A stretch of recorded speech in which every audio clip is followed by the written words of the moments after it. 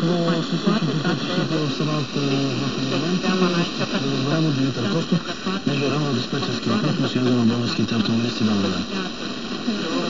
По данни на СДА, Изпълнителна агенция Пътища и Центъра за информация на пътна полиция, пътищата от републиканската пътна мрежа са проходими.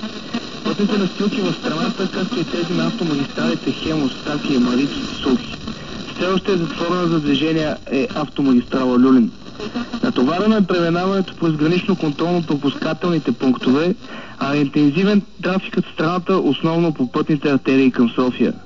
Опасност от падащи камъни има в Искърското и Кресненско дефиле, по пътя София-Самоков, Пещера Батак, Юндола Белово, Асеновград Смолян, Троян Кърнаре, Велико Търново, Дряново, Габрово, Шипка и в прохода на Републиката.